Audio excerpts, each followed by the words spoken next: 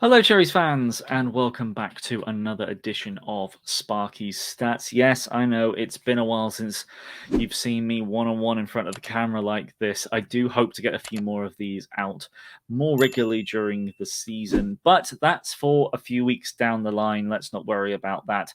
It's pre-season right now. The players have just started filtering back in through the door and getting their first few sessions under their belt. But more importantly, the new manager is in the door. Yes, Andoni IRAOLA is finally in. He's done his interviews. He's got behind the desk and he will be filtering through his players, looking for who he wants, who he doesn't, and what new players he needs to bring in to fit his style. And what I'm hoping to do today is, rather than the video that Kirk and I did a few weeks back, and think about what we wanted from the squad in terms of keeps, loans, and sells, this is going to be my attempt at mind reading based on research as to what I think IRAOLA will do with the squad. Who do I think is definitely going to start? Who's challenging? Who is just going to be a squad player? And who's probably not going to be involved? But before we get to that, I'm going to do my amateur armchair tactics board work. Yes, it's not too many stats this today. It's going to be more tactics. And looking at the 4-2-3-1 here on the right side that IRAOLA set up with for the vast majority of his time with Rayo Vallecano last season and in all likelihood the season before, what does IRAOLA want from each of the players in these positions? Now, many of you will have already done your own research on this as well, so I may well be teaching you to suck eggs for some of this. But for those less aware, and for those that would want a little bit more information as to what you might want to expect, this is what I've managed to pick up from a number of different sources online. Now, the goalkeeper. Nothing all that special needs to be said about what the goalkeeper needs to do. Obviously, being confident with your feet and being able to take a decent first touch and spray passes out is what we would like to do. But more importantly, they need to be the good shot stopper, obviously. Rayo Vallecano had a lot of shots taken against them. In the top 5, I think, in La Liga in terms of the number of shots faced, I believe, and certainly weren't great in terms of allowing high XG chances against them as well. So the goalkeeper needs to be able to do a decent job in that regard. But in terms of being on his feet, no problem at all. The centre backs, ideally both, but certainly at least one needs to be very good long passer. There will be a lot of direct play this season, a lot of long balls, particularly from the centre backs. It's a feature of IRAOLA's play. So the centre backs need to be, again, just decently confident with the ball. We are not going to be playing 500 passes around at the back like we were under Parker and other previous managers. It's going to be a lot more back to front very quickly. But the centre-backs still need to be confident because you can't just play any willy-nilly long ball. You need to manipulate the opposition defenders to create the best opportunities. And that can take a little bit of time, particularly later into the game. So you just need to be able to recycle possession confidently, and there's no problem at all with that. And I believe we've got that in our centre-backs at the moment. With regards to the full-backs, now this requires marathon men. The fullbacks are going to be, it's going to be like we were back under Eddie Howe. They are going to be up and bombing up and down the wings like nobody's business. They need to be getting forward regularly. They're going to be taking up positions quite frequently. When we're in possession deep, are going to be much higher up the pitch.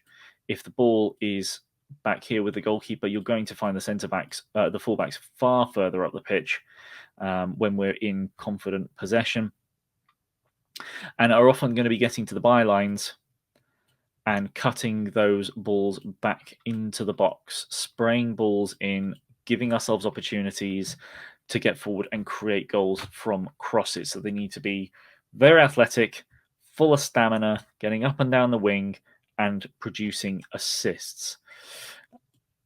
That's the fullbacks. As opposed to the central midfielders, it's going to be pretty similar. We're going to need a lot of stamina with a lot of these players. I mean, it's the Premier League, duh. But this is rock and roll football turned up to 11, or, well, arguably 12. there's a lot of running around that a lot of these players are going to do. So what we need from our central midfield pair is slightly different roles for the two of them. The number 6 and the number 8, as we often talk to them about in tactics terms, in terms of the 6 being slightly deeper, more of a defensive midfielder, and the number 8 being more box to box, being able to do a lot more in the game rather than just sit deep and spray passes. The number 6, in terms of when we're in possession, will often be involved in creating the triangles, the diamonds and triangles that you need in defense in order to recycle possession along with the goalkeeper. And that's if we're in relatively safe possession, the opposition are coming forward and trying to press. You need to be able to have a player. Each player needs to be able to play the ball out if they're not under a lot of pressure, being able to play confidently between each of them in order to escape presses, and then push forward and be able to spray passes out to our attackers to create better opportunities. As for the number 8, again, getting up and down the pitch, providing support, whether it be on the left-hand side of the pitch, possibly even turning up on the right, but be a lot more active in going forward and getting yourself onto the edge of the box and into the box at times for scoring opportunities. The number 10 is going to play basically completely along the front of the front of the attack. If I move us forward and pretend that we're in relatively safe possession at this point, we have let's see, our players further up the pitch here. This is going to be a relatively common looking situation, I would say, in terms of what our players are doing. The 8 can pivot to a few places and will often find themselves roughly sort of in this position. This is textbook Harry Arter in sort of later days when he was playing under Eddie Howe in the Premier League, and we saw Billing do it quite a few times. It's quite an Eddie Howe playbook to again create sort of these diamonds of passing lanes and opportunities so you can pass in between and make sure that you're escaping presses relatively handily. But this 8 then comes to support, and as it involves, as I said, will then get involved further up the pitch, whereas the number 10 can come across to either side of the pitch and was generally going to be involved in helping build up with the wide areas. So here, what you'll find a lot, let's say pull the 6 over here, is that we'll form triangles between the number 10 and then the fullback and winger. And similarly, the number 10 will come across this side and again perform that role of helping create triangles to then allow the fullback to overlap the winger and then play a pass into the fullback. When he has the ball, play that into the middle for the striker for a cutback. We'll see that quite a lot, and we'll see that on both sides of the pitch. Those little triangles and formations to just try and create some space in certain areas in those pockets. Maybe the 8 then provides a little bit of freedom if one of the midfielders is following our number 10, the number 8 can come in and fill in certain areas. There's a lot of fluidity, a lot of movement to try and create attacks and create them relatively quickly. Like I said, this is much more direct football. Bournemouth did play quite a direct style under Gary O'Neill, but that was very much sort of more out of necessity of the fact that we basically have to counter-attack in almost every game.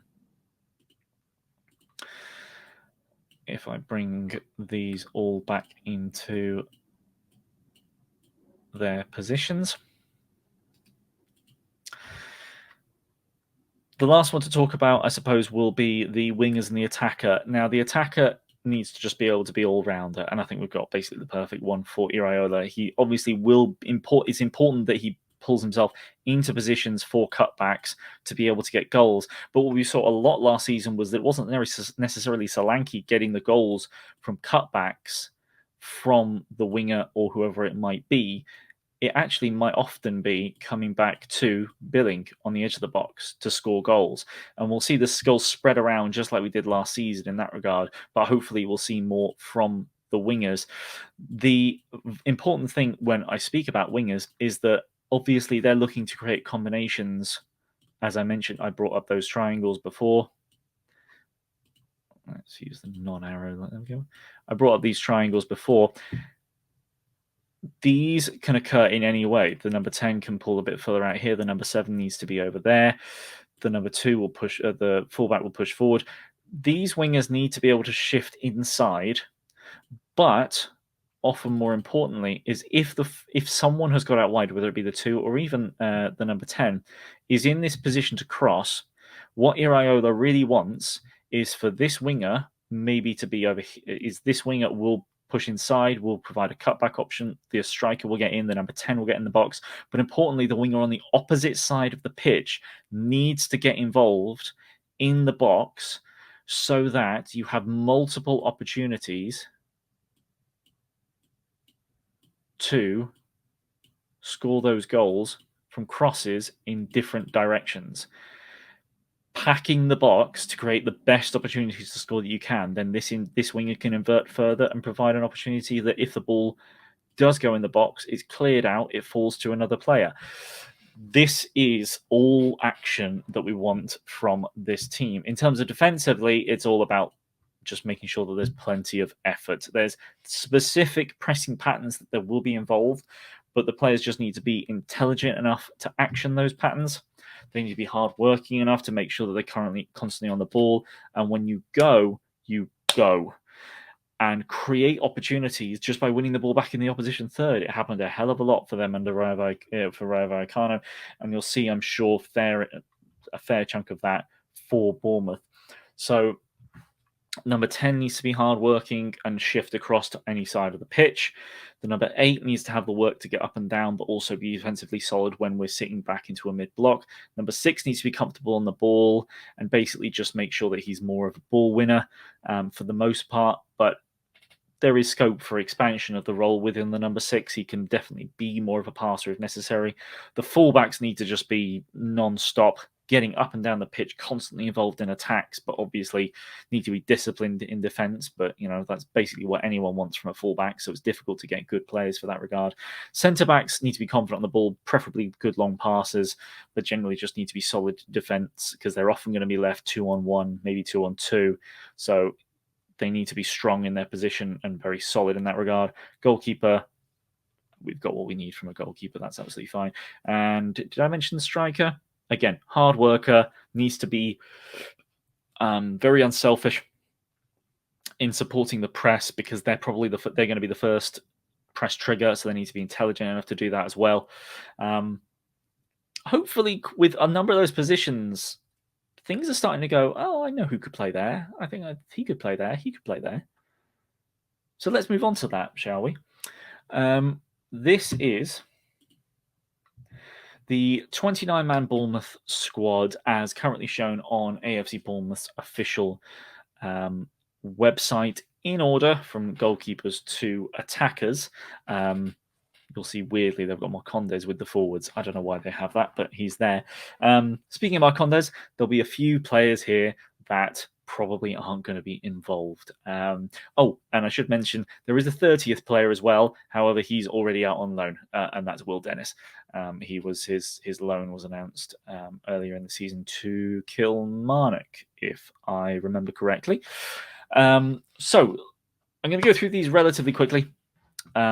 With maybe a little bit of explanation here and there. From front to back, let's see, in the goalkeepers, Travers should be challenging. Randolph is the bench option. Neto is the guaranteed starter, and Karen Plain I don't see being involved. May well go out on loan. And the interesting thing, obviously, here is Travers may well push for a loan move. There's been rumours of Carl Darlow coming into the club, and the only reason we'd be bringing another goalkeeper is if one of these guys was leaving. And the only one that's going to be leaving is Travers, and that would probably be for a loan. I would prefer to have him. I would prefer to have him as the first bench option, but let's face it, Neto's the starter, and he does everything we need. Defenders. Ryan Fredericks. This is an interesting one. I'm going to go with challenging. When I was talking about fullbacks and being able to do everything that IRAOLA wants to do from a fullback, being able to bomb up and down the wing, obviously, ideally, would be defensively solid as well, but needs to be providing up front basically, getting to the byline, making those cutbacks. Fredericks has got the pace, and I think he probably still just about has the stamina to be doing that job. Is he my preference to start a right back? No. But I do think he fits ahead of the other option we currently had at right back, who we'll get to. Lloyd Kelly, he'll be challenging. I don't see him as the guaranteed starter. I see him as competition at left centre back, but I don't see him as the starter at the moment. That may change, but the two centre backs, the centre back partnership I have in mind, I don't see being challenged really at all. I see it as very, very comfortably the best options that we've got. Chris Mepham, again, I really like Chris Mepham, and I think he definitely can fit in this team. I think if you just work a little bit more on his ball, on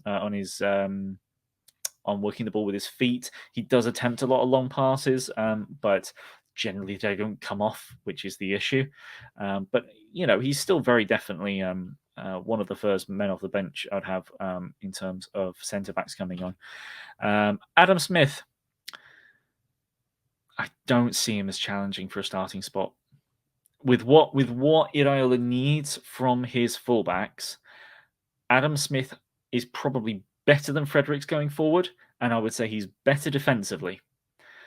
But he cannot get up the pitch and back again for 90 minutes. He just doesn't have it in him anymore. We've seen it enough times that he'll run up the pitch, and then we lose the ball, we get countered, and then you don't see Adam Smith for a little while because he's trying to get back and he just doesn't do it very quickly. Could we work around that? I think we could. You just tell one of your central mid, you just keep two central midfielders a bit deeper rather than just the one, which allows one of them to cover Smith at right back. I just don't think that's really what IRAOLA wants to do, and I think it limits what he wants in terms of his strategy of players. Could Smith start against West Ham? Definitely. Do I think he will? No. I think we'll be getting another right back in before then.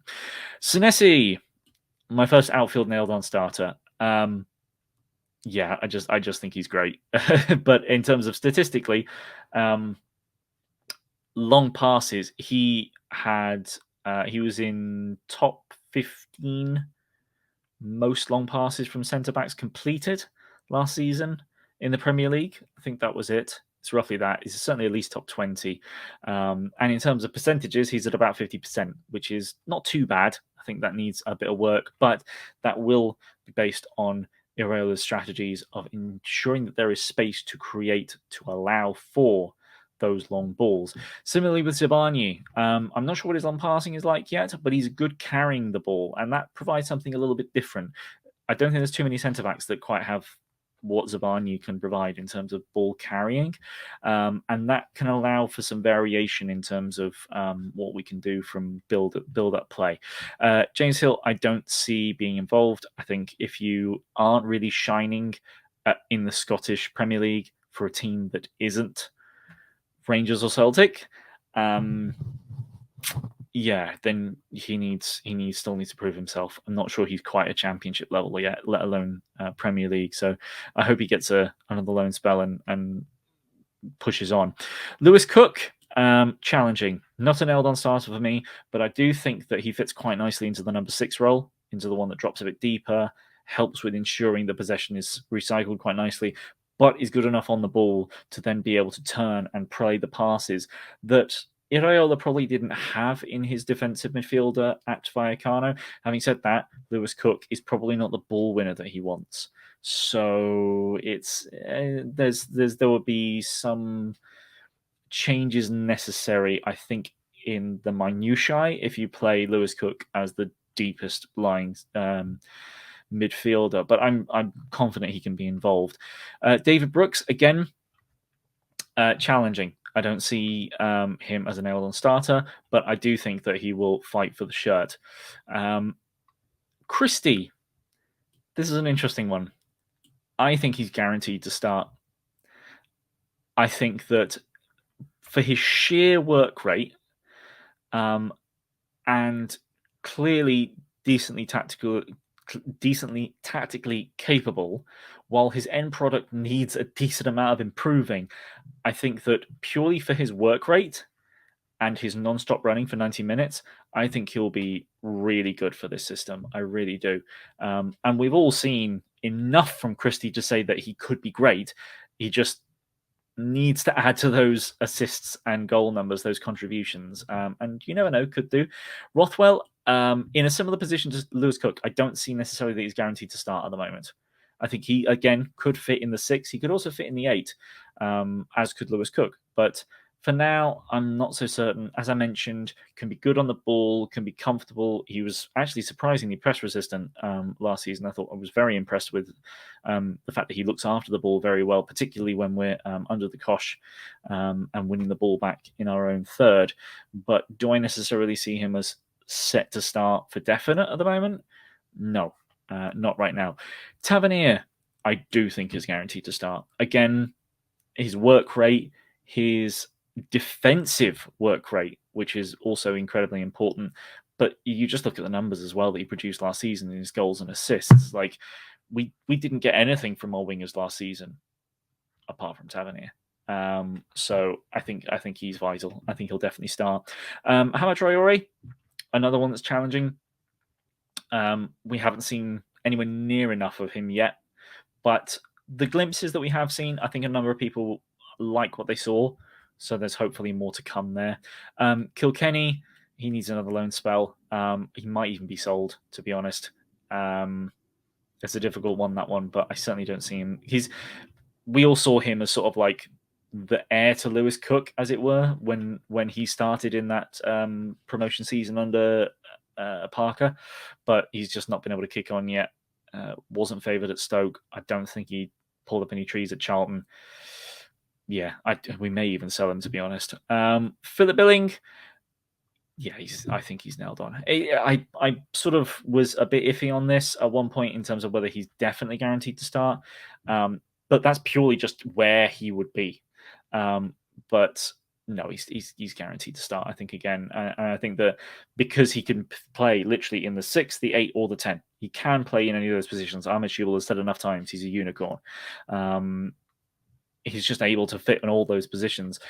Again, that is assuming that he's still here, because as Kirk and I discussed, we don't think he's going to sign a new contract. I just don't think he will, because he's definitely good enough to play for a bigger club. So if I was him, I wouldn't be signing a new contract. And as such, for Bournemouth, do we try and sell him now, or to get some money out of him, or do we get the most that we can in the next 12 months? That'll be down to IRAOLA, and that's not tactics. So I'm not reading his mind on that one. Pirro, yeah, not much to be said. Unfortunately, it just doesn't look like he's going to stick around. I do think that, as far as I know, I think Stoke are interested in him, probably bringing him back. I think I think he limits himself too much with his passing, which would be an issue under IRAOLA. IRAOLA wants balls quick, and he wants them forwards. Pirro plays it quick, but it's normally sideways and backwards. So yeah, and I think that there are definitely, under different circumstances, he could have played quite a bit for us last season, I reckon, but unfortunately, it just didn't work out in that way. And obviously, with Lerma gone, I kind of hoped he would be the next choice behind him, but I think he may well be out the door. Solanke's a guaranteed start for me. There's been discussion online as opposed to whether he plays as the 9 or the 10. I think he's still perfect. I think for this, particularly for IRAOLA, I think basically when I was talking about the number 9 earlier and what IRAOLA wants to have as number 9, I was basically describing Dom Solanke. That's basically. Ouattara is a challenger. I don't see him nailed on starting. I think that he will improve quite a lot under IRAOLA. I think there's a lot more to come from him, but right now I don't see him as a guaranteed starter in this system. More just a bench option. Could we sell him? Absolutely. Do I think we should? Probably not. I think just having that other option, he knows where he is in his career. We may well want him as a late impact player for the last 20 minutes of a game if we're behind. But at the same time, I could easily see IRAOLA going, he's nothing about what I want from a striker. And selling and deciding, no, we'll get a bit of money for him. I say money, I'm not sure how much we get for him, but I don't know. It'll be an interesting one. At most, he's just a bench option. He's not challenging for a starting position. Semenyo, he definitely is. He could play 9, 10, 7, 11. Left wing, right wing, 9 or the 10. He really could. I think he could play in any of those positions. And I would like to see him really try and force a start in somewhere, just really show what he can do to the manager and work his arse off and try and get that starting berth in one of those positions. Because I really think we can see a lot more from Semenyo this season. Anthony, another one that's challenging. He's got it in him to definitely work in this system. Anthony is more of the playmaker, more of the nice passer. He's not much of a dribbler. You don't need to dribble too much in this IRAOLA system. If he's confident on the ball, he plays nice quick passing, it could work well for him. And mind you, I say he's not much of a dribbler. The compilation that AFC Bournemouth Twitter put out recently about player skills on the ball, getting nutmegs and whatnot, Anthony was half of them. So I maybe don't give him enough credit, to be fair. The next 3 are pretty easy. Marcondes, I think he's injured, unlikely to stay. Lowe was out on loan, obviously, as was Dembele. All of these are likely to go. Could they be involved? Absolutely. But we've kind of got enough wingers as it is, so I don't see Lowe or Dembele sticking around. And then Marcondes, well, for one, I think he's injured, and 2, I don't think he's up to the standard of the rest of the squad quite there. And Cliver, definitely not a guaranteed starter. But in terms of what I mentioned before with Tavernier, that Tavernier provided goals and assists, Cliver does get goals. Not at a massive rate, but he gets them at a better rate than pretty much all the other wingers we had last season. Better than Christie, slightly better than Anthony, I think. Better than Ouattara, better than... Well, Traore didn't really play much, and obviously he's not much of a winger, but Brooks didn't really play much. Pretty much all the wingers, apart from Tavernier, he's got goal and assist numbers at a better rate than the rest of them. So he would work quite well in this system. I do think that he could fit nicely. So, as you will see, there's 7 that I've got nailed on. So I do think there is at least 4 places up for grabs. Where do I see those players playing? Well, here's my attempt at stealing the James Lawrence Alcott format. As you'll see there, this is the players in green who I think are guaranteed to start, in blue who are challenging, in amber are bench options. They're not really starters. They're just, you can play there. And then the red ones are the ones that I think will be not involved. Most of this backline, I think, speaks for itself. I already mentioned that Zabani and Senesi, I think, is one of the best centre-back partnerships outside of the big clubs. I think it really, really will be fantastic. Fredericks and Smith. Smith could obviously play on the left, and Kelly, I don't want to see him at left back this season, but if you have to, he can play there. He's more competition for Senesi for me. Could we bring in another centre back if we're going to let Hill go? Then absolutely. We might want to bring in one more just to make sure that we don't have to worry too much about injuries. Defensive midfielder, I see Rothwell and Cook competing for this position until we get more of a ball winner in defensive midfield to fit there. I see Billing in the 8 role at the moment. That's where I see Billing. I see Billing in that box-to-box role, helping out in possession at the back if necessary, making sure he is arriving in the box, which is what he did so well last season. But basically, because he can do everything, put him in a position where he's asked to do everything, because he's that good. Rothwell and Cook could still work there if necessary. But as I mentioned, I think Christie's a guaranteed starter. I think he starts in the number 10 role. I do think I mentioned as a player that wants to shift across the front, that front line to be able to help out with triangles on the right, help with triangles on the left, play the odd incisive pass.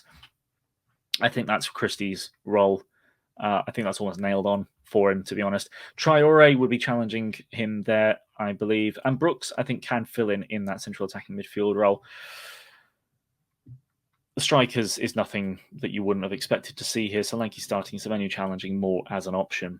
I think the interesting one that I think a lot of people will be going, huh? Is I've got the left footers on the left, and I've got the right footers on the right. Now, The reason why I say that is because it's for two reasons. Whilst the wingers probably aren't going to be the main source of crosses, that's going to be the fullbacks, they will be required to put in the odd cross.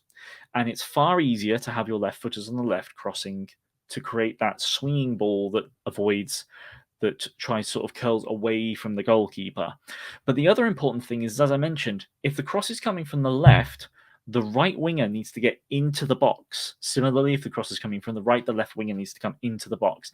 And if you're going to be getting into the box to try and put the ball in the back of the net, you're in a much better position to do so if you're coming on your side, as it left footers on the left, right footers on the right. Now, is that always going to be the case? Sometimes you're going to want an inverted winger. Absolutely.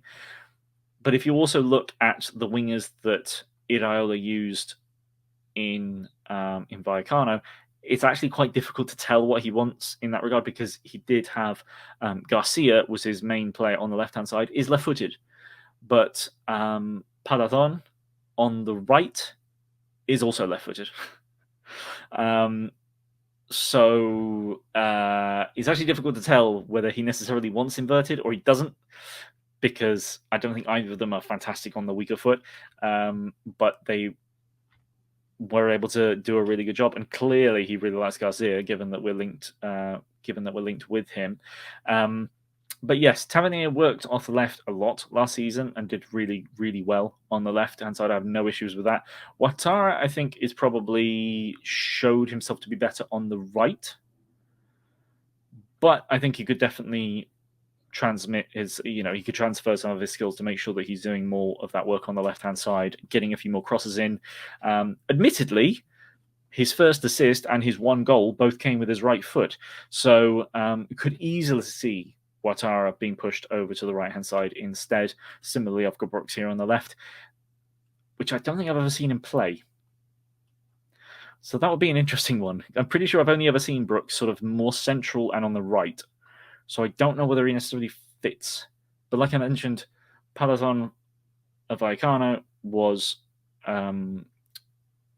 Iraola's choice on the right, and he was left-footed. So you could easily have a left-footer on the right-hand side here. And as for the right here, Kluivert and Andoni, the main two I would see here competing. Kluivert probably just automatically, purely because he's a new signing, probably has the shirt at the moment. But we'll see whether that actually sort of like comes to fruition. And Semenyo I could definitely see challenging here. If I say worst comes to the worst, he may be a preference, because he's got decent ability on the ball and he is more of a striker. So he's going to be the better finisher out of the three in all likelihood. But I don't know, it's an interesting one. This is my thoughts in what I think is the starters, the challengers, and then the bench options in terms of the current squad. Now, obviously, we'll be bringing more players in. Most importantly, we need a right back. We need 2 left backs, and we need a ball-winning defensive midfielder. Those are the 4 most important players that Bournemouth need to bring in. Now, some of you I know have been talking about bringing in a striker. Yes, I guess we could do with another striker, particularly if we sell more. We will definitely need another striker. Do I see it being an out-and-out goal scorer, though? Probably not. That's not what he needs. I think, obviously, the most important thing is the work rate and the tactical ability to follow instructions and initiate the press and then arrive in the box in the correct positions to get the goals. Yes, obviously you need a goal scorer, but the goals are going to be spread around the team. Having one guy up front that scores all your goals is not the most important thing in this formation and in this plan. But that's my thoughts on... I say my thoughts. I'm obviously right. I'm told you exactly what Iraola is going to want. No, but that's my thoughts on how I see the team setting up, what Iraola wants from his team, what he wants from those positions, and which players fit into that position. Does he have all the pieces yet? Definitely not. Fullbacks, we are massively short on what Iraola needs, but I'm sure those will be coming in. Ideally, I would have liked at least one left back that actually plays at left back before the team had arrived for pre-season, so that IRAOLA can actually start working with a proper 11, but Kelly will have to fill in there for the time being, I would say. Regardless, I hope you enjoyed the video. Please do drop a like if you did enjoy it, and make sure you're subscribed if you're not. We will have plenty more videos coming up for you in this pre-season before we even get to the first match against West Ham, but please do stick around and carry on watching for more content. But that'll be it from me today on Cherries Red Army. I hope you have a great rest of the day, and I will see you in the next video. Up the cherries.